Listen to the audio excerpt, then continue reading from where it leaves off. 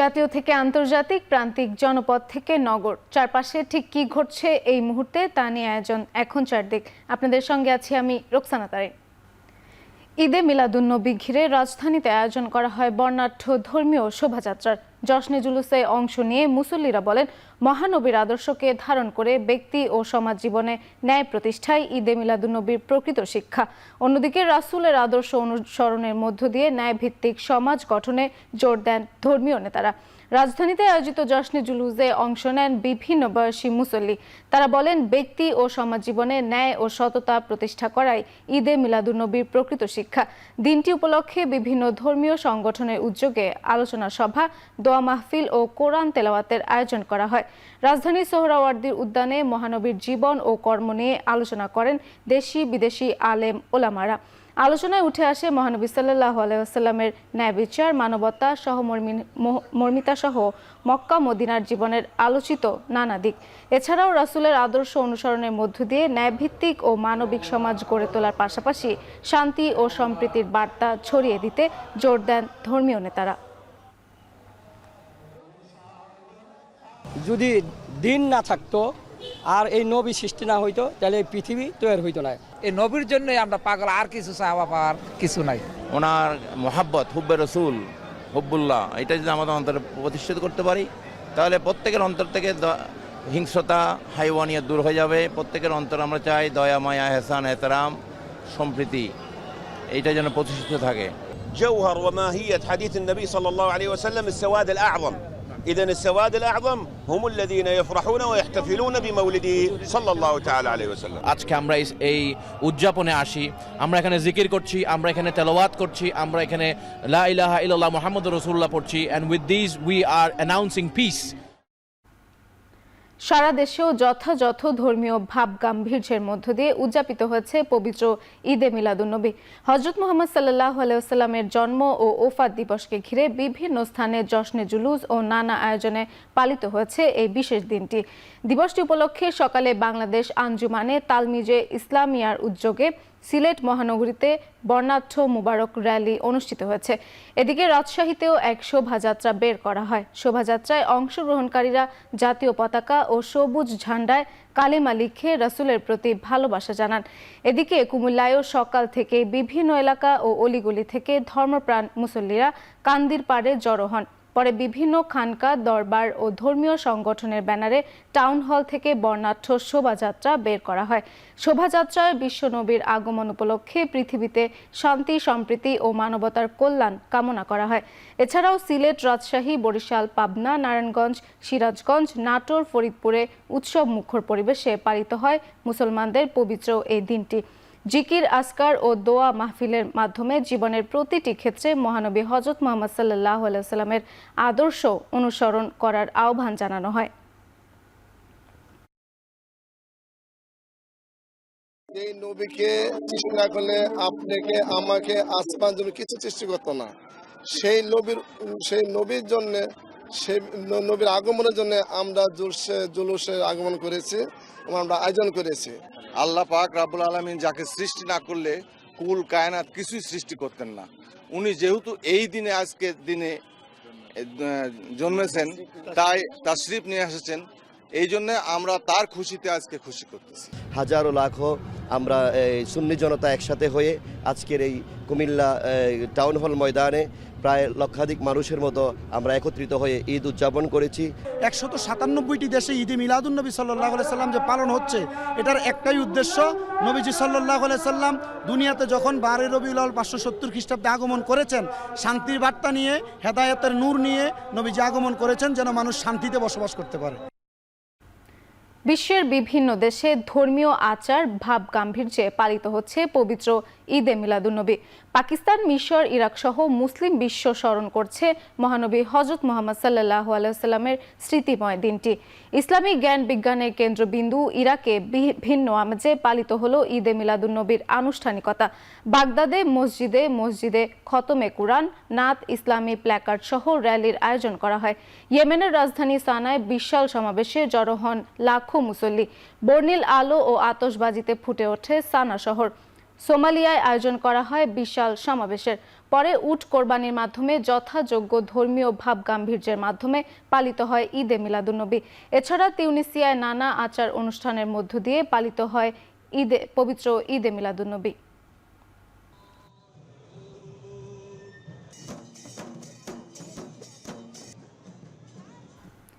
ভুটানের রাজা জিগমে খেসার নামগে ওয়াংচুক ঢাকায় যাত্রা বিরতিকালে রাষ্ট্রপতি মির্জা ফখরুল ইসলাম আলমগীরের সঙ্গে বিমানবন্দরে সৌজন্য সাক্ষাৎ করেছেন। বুধবার ভোরে ভুটানের রাজাকে বহনকারী বিমান সিঙ্গাপুর থেকে ভুটান যাওয়ার পথে হজরত শাহজালাল আন্তর্জাতিক বিমানবন্দরে যাত্রা বিরতি করে। সাক্ষাতে দুই দেশের স্বার্থ সংশ্লিষ্ট বিভিন্ন বিষয়ে সৌহার্দ্যপূর্ণ আলোচনা হয়। এ সময় রাষ্ট্রপতি ভুটানের রাজা ও রাজ পরিবারের সদস্যদের সুবিধাজনক সময়ে বাংলাদেশে রাষ্ট্রীয় সফরে আমন্ত্রণ জানান। এ সময় ভুটানের রাজা রাষ্ট্রপতি হিসেবে দায়িত্ব গ্রহণের জন্য মির্জা ফখরুল ইসলাম আলমগীরকে অভিনন্দন জানান। আলাপকালে রাষ্ট্রপতি বলেন, বাংলাদেশ ও ভুটানের মধ্যে গভীর ও ঐতিহাসিক সম্পর্ক রয়েছে। 1971 সালের 6 ডিসেম্বর বাংলাদেশকে স্বীকৃতি দেয়া বিশ্বের প্রথম দেশ ভুটান। দুই দেশের অভিন্ন উন্নয়ন ও সমৃদ্ধির আকাঙ্ক্ষার কথা তুলে ধরে ভুটানের রাজা শিক্ষা, বাণিজ্য ও বিনিয়োগ সহ বিভিন্ন ক্ষেত্রে দ্বিপক্ষীয় সহযোগিতা আরও বাড়ানোর তাগিদ দেন। পরে রাজাকে বহনকারী বিমানটি সকাল 6:30টার দিকে ভুটানের উদ্দেশ্যে ঢাকা ত্যাগ করে।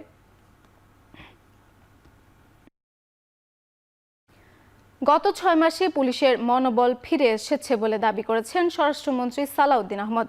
বলেন, রাতারাতি বৈপ্লবিক পরিবর্তন সম্ভব নয়। এদিকে নয়াপল্টনে বিএনপির 48তম প্রতিষ্ঠা বার্ষিকীর কর্মসূচি ঘোষণা করেন দলটির ভারপ্রাপ্ত মহাসচিব রুহুল কবির রিজভী।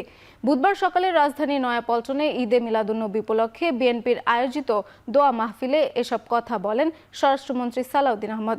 স্বরাষ্ট্রমন্ত্রী বলেন, সরকার কাজ করে যাচ্ছে। যৌক্তিক সময়ের মধ্যে প্রতিটি ঘটনার বিরুদ্ধে ব্যবস্থা নিচ্ছে আইন শৃঙ্খলা বাহিনী।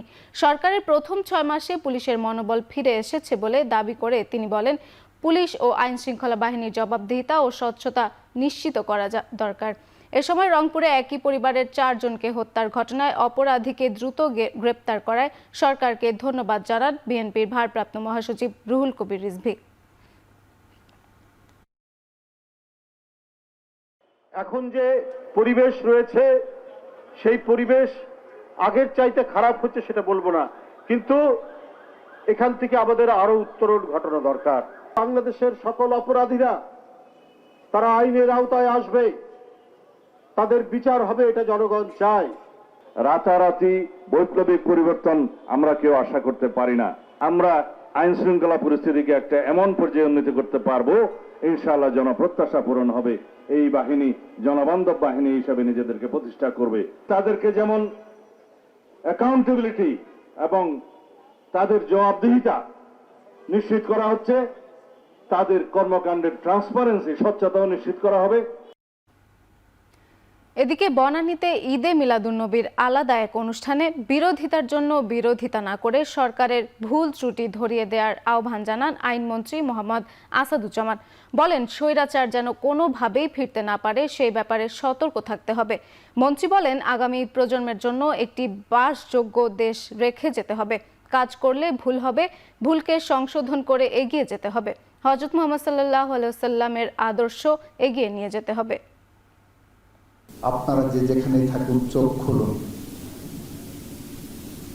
আমরা যদি অপরাধ করে আমাদের চোখে আঙুল দিয়ে দেখিয়ে দেন, দি ইনস্টিটিউট অফ হযরত মুহাম্মদ সাল্লাল্লাহু আলাইহি ওয়াসাল্লামের মতো প্রত্যেকের জায়গা থেকে, কোনো না কোনো জায়গা, আমার বিবেকের জায়গা থেকে, বিবেক বোধ থেকে দায়িত্ব পালন করি। সেই দায়িত্ব পালন করতে যে অনেকের ভুল হবে, ভুল সংশোধন করে আমরা একটার পর একটা কাজ করি, এই দেশকে গড়ে তুলে দেয়। সেপ্টেম্বরের প্রথম সপ্তাহ থেকে লোডশেডিং কমে আসবে। হাকিমপুর উপজেলার বোয়ালদার ইউনিয়নে বিএনপির মত বিনিময় সভায় একথা বলেন সমাজ কল্যাণ মন্ত্রী ডাক্তার AZM জাহিদ হোসেন। এ সময় তিনি অভিযোগ করেন, দেশে বিদ্যুৎ কেন্দ্র স্থাপনের নামে বিদেশে টাকা পাচার করেছে বিগত সরকার। কাজগুলো করে গেছেন সেটা হচ্ছে বিভিন্ন বিদ্যুৎ কেন্দ্রে ওনারা টাকা নিয়ে খালি ইনস্টলেশন হয়েছে, স্থাপন হয়েছে, but it's not working properly. আস্তে আস্তে ইনশাআল্লাহ বিদ্যুতের অবস্থা আজকের চেয়ে আগামীকালকে আরো একটু ভালো হবে এবং আমরা আশাবাদী যে ইনশাল্লাহ সেপ্টেম্বরের প্রথম সপ্তাহ থেকে বিদ্যুতের যে অবস্থা এটা এরকম থাকবে না।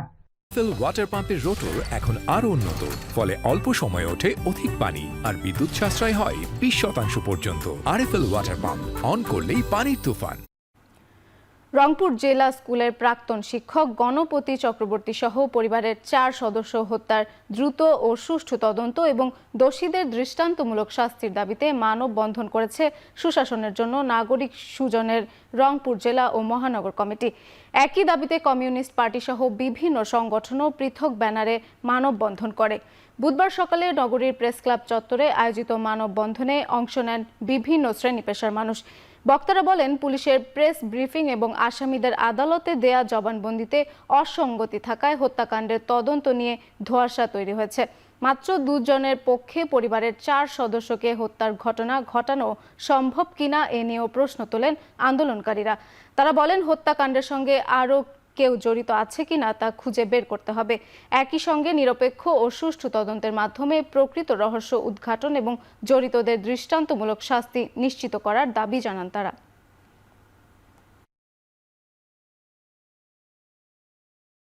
বাংলাদেশে যে বিচারহীনতার সংস্কৃতি, স্ক্রিপ্ট তৈরি করবার যে সংস্কৃতি, পুলিশের বক্তব্য এবং বক্তব্যের পরের যে ঘটনাগুলোর আমরা দেখি সেটার সাথে মিল না থাকার কারণে মানুষের মধ্যে কিন্তু এই সন্দেহগুলো তৈরি হয়েছে। এই যে তথ্যর বিভ্রান্তিগুলো, এই বিভ্রান্তিগুলাই কিন্তু দিচ্ছে আমাদের প্রশাসনের।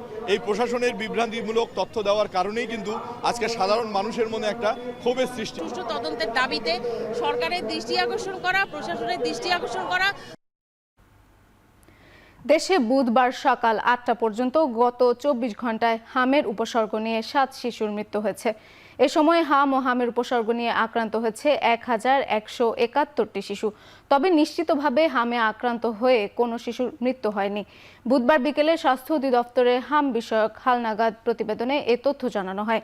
বিজ্ঞপ্তিতে আরও জানানো হয়, এ নিয়ে গত 15 মার্চ থেকে এখন পর্যন্ত সারা দেশে হামের উপসর্গ নিয়ে মৃত্যু হয়েছে মোট 851টি শিশুর। আর হামে আক্রান্ত হয়ে আরও 99টি শিশু প্রাণ হারিয়েছে। অর্থাৎ হাম ও হামের উপসর্গ নিয়ে এই সময়ে মোট 950টি শিশু মারা গেছে। এছাড়া 24 ঘন্টায় 73টি শিশু হামে আক্রান্ত হয়েছে। আর হামের উপসর্গজনিত রোগীর সংখ্যা 1098। এই সময় 1019টি শিশু নতুন করে হাসপাতালে ভর্তি হয়েছে। আর হাসপাতাল থেকে ছাড়া পেয়েছে 954টি শিশু। প্রাথমিক বিদ্যালয়গুলোকে ঢেলে সাজানোর উদ্যোগ নিয়েছেন প্রধানমন্ত্রী তারেক রহমান। বুধবার দুপুরে চাঁপাইনবাবগঞ্জের প্রাথমিক শিক্ষার মান উন্নয়ন আয়োজিত মত বিনিময় সভায় একথা জানান প্রাথমিক ও গণশিক্ষা প্রতিমন্ত্রী ববি হাজ্জাজ। তিনি বলেন, সারা দেশের সরকারি প্রাথমিক বিদ্যালয়গুলোতে শিক্ষক সংকট নিরসনে কাজ করছে সরকার। আমরা খুব শীঘ্রই রান্না করা খাবারের পাইলটিংয়েও যাব ইনশাআল্লাহ। ভালো শিক্ষক হইলে বটতলাতেও আপনি জিনিয়াস পয়দা করতে পারেন। শুধু দরকার একটা ভালো শিক্ষক। যে প্রত্যেকটা স্কুলে আমরা এখন কাজ করছি, ইনশাআল্লাহ আমি আশাবাদী আমরা সফলতার মুখ দেখব। প্রত্যেকটা স্কুলে যেন আমরা নাইট গার্ড আর এমএলএস কর্মী দিতে পারি। নদী দূষণের কারণ চিহ্নিত করে দূষণ ও দখল মুক্ত করার পরিকল্পনা নেওয়া হচ্ছে বলে জানিয়েছেন পরিকল্পনা প্রতিমন্ত্রী জোনায়েদ সাকি। বুধবার দুপুরে বুড়িগঙ্গা, শীতলক্ষা ও ধলেশ্বরী নদীর পরিদর্শন শেষে নারায়ণগঞ্জ বিআইডব্লিউটিএ ভিআইপি জেটিতে সাংবাদিকদের সাথে মত বিনিময়কালে এসব কথা বলেন তিনি। প্রতিমন্ত্রী আরও বলেন, নদীগুলোকে কিভাবে মানুষের উপকারে কাজে লাগানো যায় তা নিয়ে কাজ করছে সরকার। এখানে দূষণের কারণগুলো কোথায় কোথায় কোথায় কি কারণে দূষণ হচ্ছে, কিভাবে আমাদের নদীর চারপাশে দখলগুলো মুক্ত করা যাবে এবং নদীর পাড়গুলোকে রক্ষা করা যাবে, মানুষের যে নদী থেকে যে আমাদের সুফল পাওয়ার কথা সেটা কিভাবে মানুষ পাবে, এইসব বিষয়গুলো নিয়ে আমরা সরেজমিনে দেখার চেষ্টা করেছি। উন্মুক্ত পদ্ধতিতে কয়লা উত্তোলনের বিরুদ্ধে আন্দোলন আরও জোরদারের আহ্বান জানিয়েছেন অধ্যাপক আনু মোহাম্মদ। ফুলবাড়ি দিবস উপলক্ষে দিনাজপুরের ফুলবাড়িতে আয়োজিত সমাবেশে তিনি এ আহ্বান জানান। তিনি বলেন, ফুলবাড়ী কয়লা খনি প্রকল্প টেকসই নয়। এ ধরনের প্রকল্প বাস্তবায়ন হলে উর্বর কৃষিজমি ধ্বংসের পাশাপাশি ভূগর্ভস্থ পানির মজুদ মারাত্মকভাবে ক্ষতিগ্রস্ত হতে পারে।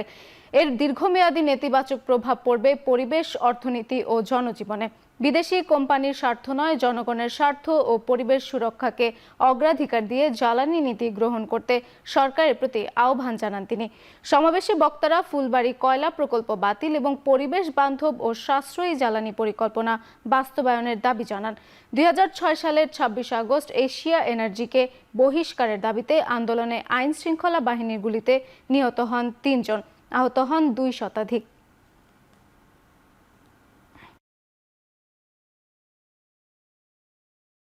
এখানে ফুলবাড়িতে কয়লা খনি উন্মুক্ত খনি করলে, বিদেশি কোম্পানিকে নিয়ে আসলে এটা কোনো বিদ্যুৎ সংকট সমাধান হবে না। এটা বিদ্যুৎ সংকট সমাধানের জন্য তারা করছে না। তারা দেশি বিদেশি বিভিন্ন গোষ্ঠী মুনাফা এবং বিভিন্ন জালিয়াত গোষ্ঠী এটাকে দেখিয়ে শেয়ার বাজারে ব্যবসা করে। দিনাজপুরে একটি হাস্কিং মিলের গোডাউন থেকে অবৈধভাবে মজুত করে রাখা 217 বস্তা সার উদ্ধার করেছে প্রশাসন। এই ঘটনায় এক ব্যক্তিকে 1 মাসের বিনাশ্রম কারাদণ্ড ও 30,000 টাকা জরিমানা করা হয়েছে। দুপুরে শহরের পুলহাট এলাকায় পরিচালিত অভিযানে দেখা যায় গোডাউনে মজুদ সার একটি ট্রাক্টরে করে বাইরে নেয়ার প্রস্তুতি চলছে। পরে গোডাউনে তল্লাশি চালিয়ে 217 বস্তা সার জব্দ করা হয়। জব্দ করা সার উপসহকারী কৃষি কর্মকর্তার জিম্মায় দেওয়া হয়েছে। কৃষকদের জন্য বরাদ্দ সার অবৈধভাবে মজুদ ও পাচারের মাধ্যমে বাজারে কৃত্রিম সংকট তৈরি এবং অতিরিক্ত মুনাফার চেষ্টা করা হচ্ছিল বলে প্রাথমিকভাবে ধারণা করছেন সংশ্লিষ্টরা।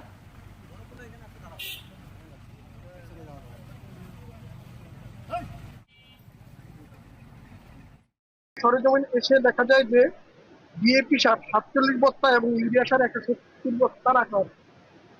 এই সারগুলো যেইভাবে রাখা হয়েছে তার মাধ্যমে সার ব্যবস্থাপনা আইন 2006-এর 12 ধারা লঙ্ঘন হয়েছে।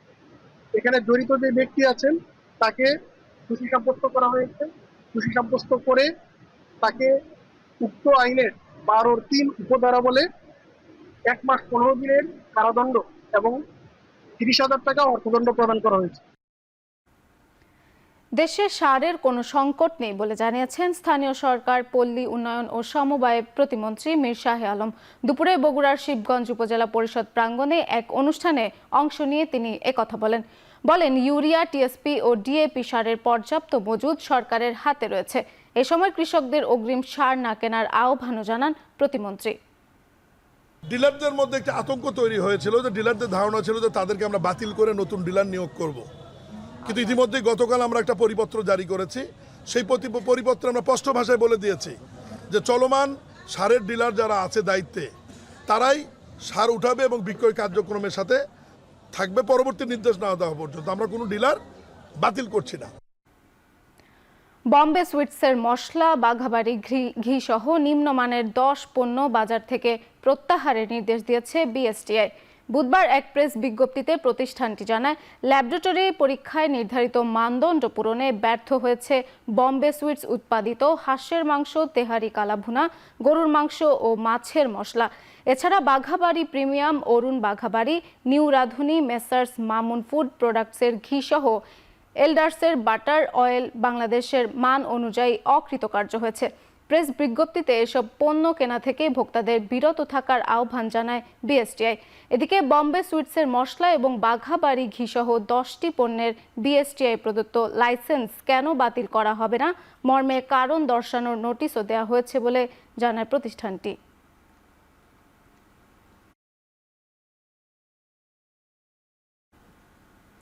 কক্সবাজার সমুদ্র সৈকতে গোসলে নেমে পানিতে ইয়াসিন খান নামে এক পর্যটকের মৃত্যু হয়েছে। এ ঘটনায় মোহাম্মদ ইব্রাহিম খান নামে আরও এক পর্যটক নিখোঁজ রয়েছেন। দুপুরে সৈকতের জল তরঙ্গ পয়েন্টের সামনে এ ঘটনা ঘটে। পানিতে ভেসে যাওয়ার পর ইয়াসিন খানকে উদ্ধার করে হাসপাতালে নেওয়া হলে কর্তব্যরত চিকিৎসক তাকে মৃত ঘোষণা করেন। নিখোঁজ ইব্রাহিম খানের সন্ধানে উদ্ধার তৎপরতা অব্যাহত রয়েছে। নিহত ও নিখোঁজ দুজনই ঢাকার বাসিন্দা। তারা একটি বড় পর্যটক দলের সঙ্গে কক্সবাজারে বেড়াতে এসেছিলেন। সৈকতে নিরাপত্তা নিয়োজিত কর্মীরা জানান, দুপুরে জল তরঙ্গ পয়েন্টের সামনে গোসলে নামার পর 2 পর্যটক পানিতে ভেসে যান। পরে একজনকে উদ্ধার করা সম্ভব হলেও অপরজন এখনও নিখোঁজ রয়েছেন।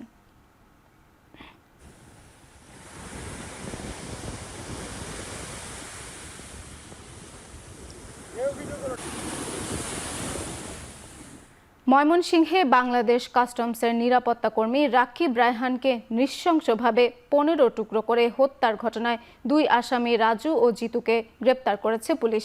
শ্রীমঙ্গল থেকে তাদের গ্রেপ্তার করা হয়। পরে তাদের দেয়া তথ্যের ভিত্তিতে হত্যাকাণ্ডে ব্যবহৃত 2টি চাকু, চাপাতি, লোহার রড সহ বিভিন্ন আলামত উদ্ধার করা হয়েছে।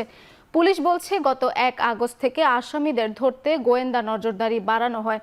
পরে শ্রীমঙ্গলে তাদের অবস্থান নিশ্চিত করে ফুলবাড়িয়া থানা পুলিশ অভিযান চালিয়ে দুজনকে গ্রেপ্তার করে। জিজ্ঞাসাবাদে রাকিবকে হত্যার পর কিভাবে মরদেহ টুকরো করা হয়েছিল সে বিষয়ে পুলিশকে তথ্য দিয়েছে আসামিরা। প্রাথমিক তদন্তে অর্থ সংক্রান্ত লেনদেনকে কেন্দ্র করে হত্যাকাণ্ডটি ঘটে থাকতে পারে বলে ধারণা পুলিশের। এর আগে গত 2 আগস্ট নিখোঁজের 10 দিন পর বাড়ির পাশের একটি পরিত্যক্ত পুকুর থেকে 4টি ব্যাগে রাকিবের 15 টুকরো মরদেহ উদ্ধার করা হয়।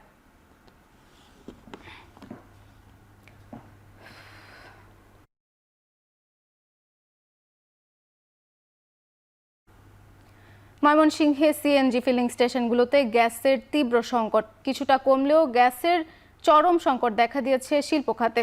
শিল্পাঞ্চল ভালুকা সহ বিসিকে উৎপাদন কমে বন্ধ হচ্ছে শিল্প কারখানা। এ নিয়ে বিস্তারিত জানতে ময়মনসিংহ থেকে যুক্ত হচ্ছেন সহকর্মী ইমতিয়াজ আহমেদ। ইমতিয়াজ, ফিলিং স্টেশন থেকে শুরু করে শিল্প খাতে গ্যাসের সার্বিক পরিস্থিতি কেমন দেখছেন?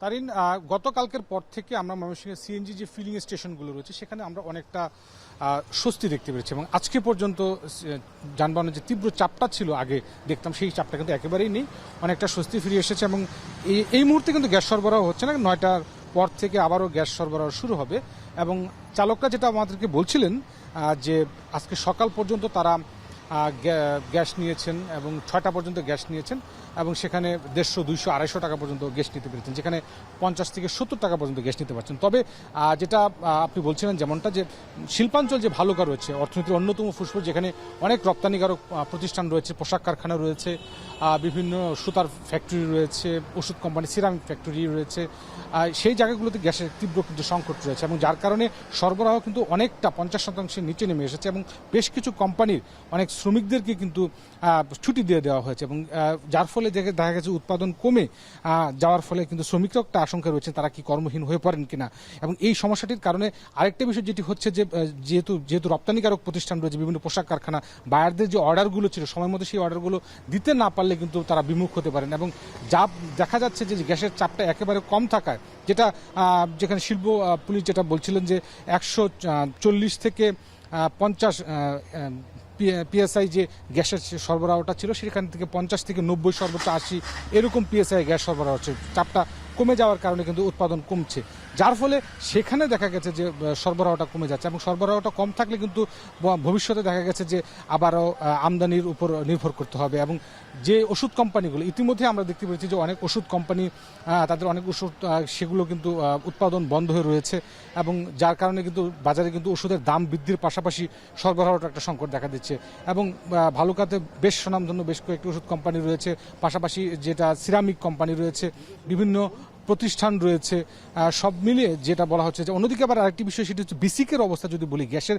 এই অব্যবস্থাপনার কারণে কিন্তু বিসিকের অনেক প্রতিষ্ঠান কিন্তু ইতিমধ্যেই বন্ধ রয়েছে এবং সেই জায়গা থেকে যারা বিকল্প জ্বালানি হিসেবে যেটা আমরা দেখতে পাচ্ছি যে ডিজেল চালিত যে জ্বালানিগুলো সেগুলো জেনারেটর ব্যবহার করছে, কাঠ কয়লা পুড়িয়ে সেখানে কোনোভাবে তারা উৎপাদন সচল করার চেষ্টা করছে। ছোটোখাটো মাঝারি ক্ষুদ্র মাঝারি যে শিল্পগুলো রয়েছে বিসিকের আমরা যেখানে দেখতে পেরেছি যে বিভিন্ন কয়েল কোম্পানি রয়েছে, মুড়ির কোম্পানি রয়েছে, বেকারি রয়েছে, সেই জায়গাগুলো থেকে আমরা দেখতে পাচ্ছি যে বিভিন্ন যে সিএনজি রয়েছে, ব্যক্তিগত প্রাইভেট কার রয়েছে, তারা 9টার পর থেকে যেহেতু গ্যাস দেওয়া শুরু হবে আর সময় হয়তো খুব বেশিক্ষণ নেই এবং পরেই কিন্তু গ্যাস দেওয়া শুরু হবে। তবে যেটা আগেও বলছিলাম যে তারা সকাল থেকে গ্যাস নিয়েছে, 6টা পর্যন্ত গ্যাস নিয়েছে, 250 থেকে 300 টাকা পর্যন্ত পেয়েছে।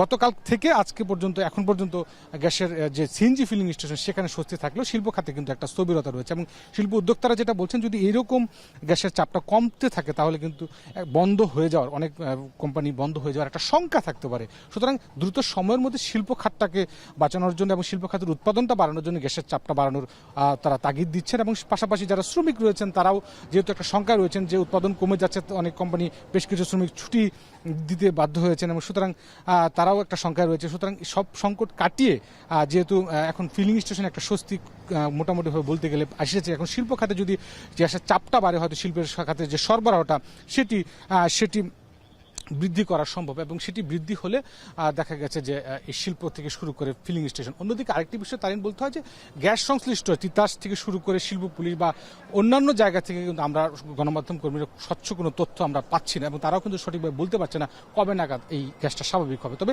শেষ কথাটা হলো যে মোটা দাগে বলতে গেলে সিএনজি ফিলিং স্টেশনগুলো এখন পর্যন্ত কিছুটা স্বাভাবিক হলো, শিল্প খাতে কিন্তু গ্যাসের একটা সংকট রয়েছে, সেখানে উৎপাদনটা কিন্তু কমে এসেছে। তারিন, দেশের বাইরের খবর। তিব্বত সীমান্তের কাছে নেপালের 2টি গ্রামে ভয়াবহ আকস্মিক বন্যা ও ভূমিধসের পর নিখোঁজ স্থানীয় সহ 4 শতাধিক পর্যটক, আর প্রাণ গেছে 95 জনের। বেসরকারি সূত্রের হিসাবে নিখোঁজদের মধ্যে বিদেশি নাগরিক 291 জন, আর এর মধ্যে 105 জন ভারতীয়। বুধবার ভোরে নেপাল তিব্বত সীমান্তের কাছে নুয়াকোট ও ধাদিং জেলায় আচমকাই কোশি নদীর পানি ঢুকে পড়ে, প্লাবিত হয় কয়েকটি গ্রাম, ধসে যায় বেশ কিছু অবকাঠামো। বেলা বাড়ার সঙ্গে সঙ্গে তিব্বত নেপাল সীমান্তের 2 প্রান্তে শুরু হয়েছে অভিযান, ব্যবহার করা হচ্ছে হেলিকপ্টার। হতাহতের সংখ্যা আরও বাড়তে পারে বলে আশঙ্কা করা হচ্ছে।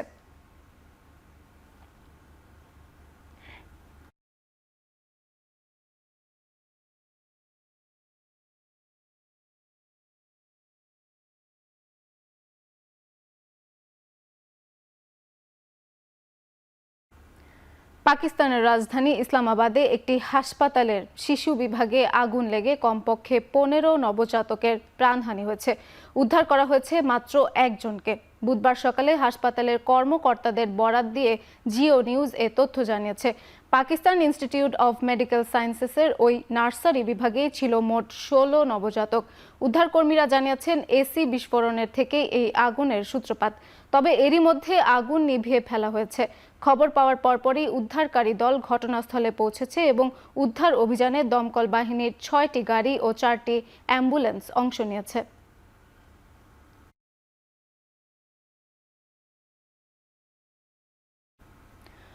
কোনো পূর্ব ঘোষণা ছাড়াই মস্কো সফর করলেন মার্কিন গোয়েন্দা সংস্থা সিআইএ এর পরিচালক জন র্যাটক্লিফ।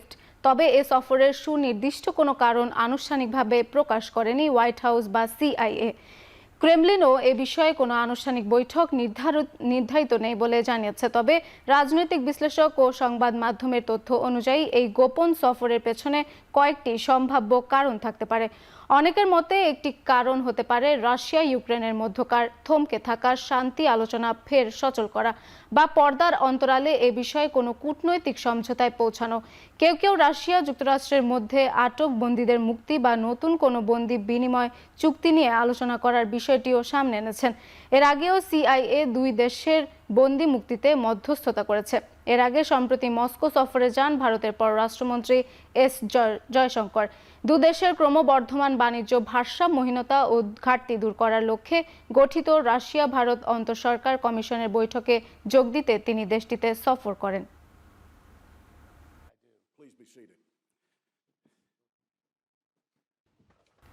যুক্তরাষ্ট্রের ভিসা আবেদনকারীদের অ্যাপয়েন্টমেন্ট বিশ্বজুড়ে স্থগিত করেছে ট্রাম্প প্রশাসন। দেশটিতে কঠোর অভিবাসন নীতির অংশ হিসেবে এই পদক্ষেপ। মার্কিন পররাষ্ট্র দপ্তরের এক মুখপাত্র জানান, ভিসা পরিষেবার বৈশ্বিক প্রশিক্ষণের উদ্যোগ নেয়ার কারণে বিশ্বজুড়ে সব মার্কিন দূতাবাস এবং কনস্যুলেটের অ্যাপয়েন্টমেন্ট স্থগিত রাখা হয়েছে। যদিও পররাষ্ট্র দপ্তর প্রশিক্ষণের সময়সূচি সম্পর্কে বিস্তারিত কিছুই জানায়নি। ভিসা আবেদনকারীদের বাদ দেওয়ার কারণ মার্কিন সরকারি সুবিধার ওপর নির্ভরশীল হওয়া। ভিসা আবেদনকারীদের মূল্যায়ন নিয়ে পরিচালিত হচ্ছে এই প্রশিক্ষণ। এসব বিষয়ে কনস্যুলার কর্মকর্তাদের দক্ষ করে তোলা হবে। যাদের সাক্ষাৎকার পূর্ব নির্ধারিত ছিল তাদের অ্যাপয়েন্টমেন্টের তারিখ পুনর্নির্ধারণ করার বিষয়েও এখনও কিছুই জানানো হয়নি।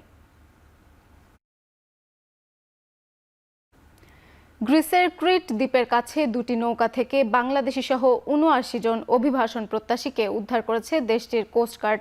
উদ্ধার হওয়াদের মধ্যে অন্তত 2 নারী ও 2 শিশু রয়েছে। উদ্ধার হওয়া অভিবাসন প্রত্যাশীদের সবাই বাংলাদেশ ও যুদ্ধ বিধ্বস্ত সুদানের নাগরিক। গ্রিসের কোস্টগার্ড বাহিনী জানায়, ইউরোপীয় ইউনিয়নের একটি ড্রোন সমুদ্রে দুটি নৌকার অবস্থান শনাক্ত করে। পরে অভিযান চালিয়ে তাদের উদ্ধার করা হয়। এর আগে গেল রোববার উদ্ধার হওয়া আরও 420 জন অভিবাসন প্রত্যাশীকে ক্রিট দ্বীপের উত্তরে এজিয়ান দ্বীপপুঞ্জে স্থানান্তর করা হয়। সাম্প্রতিক সময়ে গ্রিসে আশ্রয় প্রার্থীদের প্রবেশের অন্যতম প্রধান রুট হয়ে উঠেছে ক্রিট ও এর কাছের গাভদোস দ্বীপ।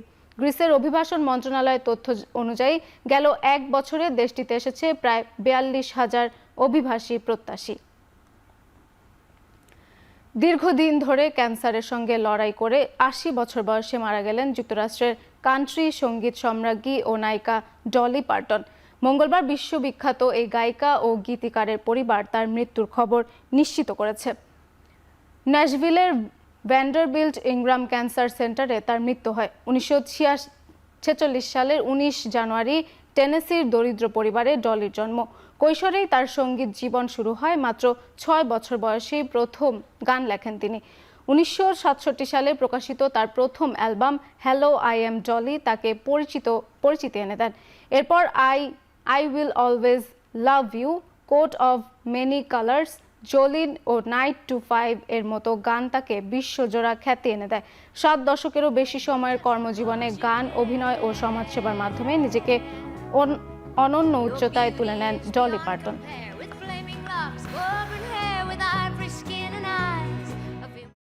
এবারে খেলার খবর। ভারত সফর নিয়ে অনিশ্চয়তা থাকলেও আন্তর্জাতিক ক্রিকেটে বাংলাদেশের ব্যস্ততা থামছে না। অক্টোবরে আফগানিস্তানের বিপক্ষে মাঠে নামবে বাংলাদেশ। সংযুক্ত আরব আমিরাতে হতে যাওয়া এই সিরিজে থাকছে একটি টেস্ট ও 3টি ওয়ানডে। বিসিবির ক্রিকেট অপারেশনস ইনচার্জ শাহরিয়ার নাফিস জানান, আফগানিস্তান সিরিজটি চূড়ান্ত। তবে ওয়ানডের সূচি ও আয়োজনের পরিকল্পনা নির্ধারণ করবে স্বাগতিক আফগানিস্তান। গত বছর আমিরাতে টি-20তে আফগানদের হোয়াইট ওয়াশ করেছিল বাংলাদেশ। তবে ওয়ানডেতে 3 ম্যাচেই হেরেছিল লিটন শান্তরা। এবার টেস্ট সিরিজটি বাংলাদেশের জন্য বাড়তি গুরুত্বপূর্ণ। আফগানিস্তান সিরিজের পর ওয়েস্ট ইন্ডিজের বিপক্ষে টেস্ট খেলবে বাংলাদেশ। এরপর দক্ষিণ আফ্রিকা সফরে 2টি টেস্ট, 3টি ওয়ানডে ও 3টি টি-20 খেলার কথা রয়েছে। অন্যদিকে ভারতের বাংলাদেশ সফর নিয়ে এখনও কাটেনি অনিশ্চয়তা।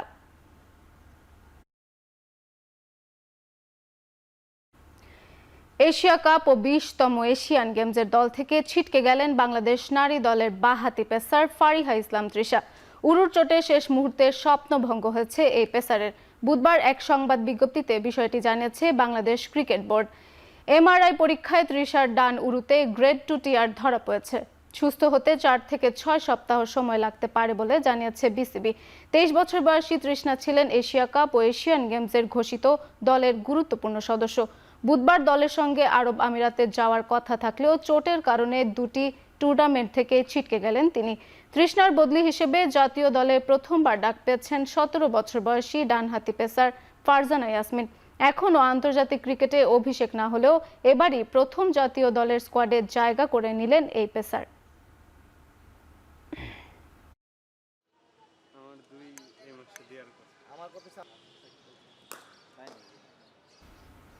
কলম্বো টেস্টে জয়ের সুবাস পাচ্ছে ভারত। 16 রানে এগিয়ে থেকে চতুর্থ দিন শেষ করেছে শ্রীলঙ্কা।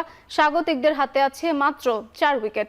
শেষ দিনে ম্যাচ বাঁচাতে চাইলে অবিশ্বাস্য কিছু করতে হবে লঙ্কানদের। 8 উইকেটে 265 রান নিয়ে চতুর্থ দিনের খেলা শুরু করে শ্রীলঙ্কা। এক প্রান্ত আগলে রেখে দিনুশা সেঞ্চুরি পাওয়ার পরই 290 রানে গুটিয়ে যায় লঙ্কানরা। ফলো অনে পরে ব্যাটিংয়ে নামে শুরুতেই ফেরেন লাহিরু দারা। আরেক ওপেনার কামিল মিশ্রা করেন 32 রান। 3-এ নামা পাসিন্দু সুরিয়া বান্দারার দৃঢ়তায় ভালোভাবে এগোচ্ছিল স্বাগতিকদের ইনিংস। নার্ভাস 90s-এ ফেরেন এই ব্যাটার। তিনি 92 ও কামিন্দু মেন্ডিস 55 রান করেন। দিনের শেষ ভাগে 9 রানের ব্যবধানে 3 উইকেট হারিয়ে ম্যাচ থেকে প্রায় ছিটকে যায় লঙ্কানরা। প্রথম ইনিংসে সেঞ্চুরিয়ান দিনুশা ও কেশারা নোয়ান্থার ব্যাটে দিনের বাকি সময় পার করে ধনঞ্জয় ডি সিলভার দল।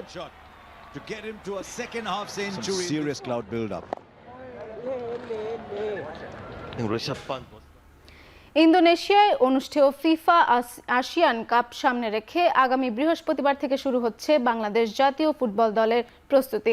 আসন্ন প্রতিযোগিতার জন্য মঙ্গলবার 28 সদস্যের প্রাথমিক দল ঘোষণা করেছে প্রধান কোচ থমাস ডুলি। তবে দলে নেই ইংল্যান্ড প্রবাসী হামজা চৌধুরী, কানাডা প্রবাসী সমিত সোম ও ইতালি প্রবাসী ফাহামেদুল। বাফুফে জানিয়েছে তিনজনই বর্তমানে নিজ নিজ দেশের ক্লাব ফুটবলে ব্যস্ত। সময় মতো তারা জাতীয় দলের সঙ্গে যোগ দেবেন। ডাক পাওয়া ফুটবলারদের বৃহস্পতিবার সকাল 11টার মধ্যে গুলশানের দ্য ওয়েস্টিন হোটেলে রিপোর্ট করতে বলা হয়েছে। সেখান থেকেই শুরু হবে দলের ক্যাম্প। জাতীয় দলের প্রস্তুতির জন্য 27 আগস্ট থেকে 7 অক্টোবর পর্যন্ত খেলোয়াড়দের ছাড় দিতে সংশ্লিষ্ট ক্লাবগুলোতে অনুরোধ জানিয়েছে বাফুফে। আগামী 24 সেপ্টেম্বর থেকে ইন্দোনেশিয়ায় শুরু হবে ফিফা আসিয়ান কাপ। লা লিগার খবর। রাতে মাঠে নামছে রিয়াল মাদ্রিদ। তাদের প্রতিপক্ষ রিয়াল সোসিয়েদাদ। সান্তিয়াগো বার্নাবুতে ম্যাচটি শুরু হবে বাংলাদেশ সময় রাত 11টায়। মাদ্রিদে হোসে মরিনিওর দ্বিতীয় অধ্যায়ের শুভ সূচনা করেছে রিয়াল। লিগের প্রথম ম্যাচে এসপ্যানিওলের বিপক্ষে 2-1 গোলের জয় পায় তারা। সোসিয়েদাদের বিপক্ষে ম্যাচেও 4-2-3-1 ফরমেশনে খেলবে দলটি। দুর্দান্ত ছন্দে থাকা এমবাপ্পে, বেলিংহ্যামদের সঙ্গে নিজেকে ফিরে পাওয়ার লড়াইয়ে ভিনিসিয়াস জুনিয়রও। ইনজুরির কারণে এই ম্যাচেও সাইডলাইনে থাকবেন রদ্রিগো, এন্দ্রিক, এসেন্সিওরা। তবে রিয়াল সোসিয়েদাদের বিপক্ষে অতীত বেশ সমৃদ্ধ মাদ্রিদিস্তাদের। সবশেষ 5 ম্যাচের সবটিতেই জয় পেয়েছে তারা। এই ম্যাচেও তাই নির্ভর থেকে পয়েন্ট টেবিলে এগিয়ে যাওয়ার চেষ্টায় থাকবে হোসে মরিনিওর দল।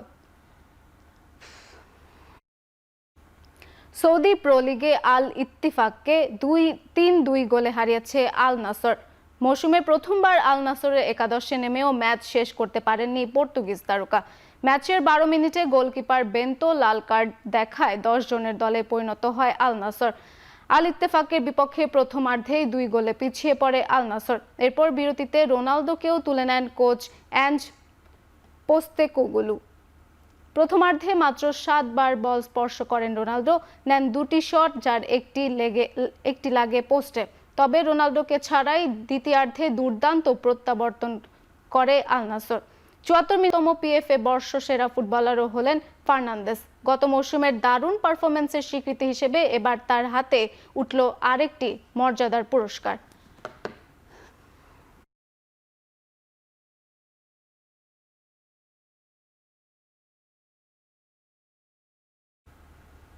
শেষ করছি এখন চারদিক। এখন টেলিভিশন ওয়েবসাইটে দেখতে ভিজিট করুন www.ekhon.tv, ফেসবুকে দেখতে ভিজিট করুন facebook.com/tv.ekhon এবং সরাসরি ইউটিউবে দেখতে ভিজিট করুন youtube.com/c/ekhon tv।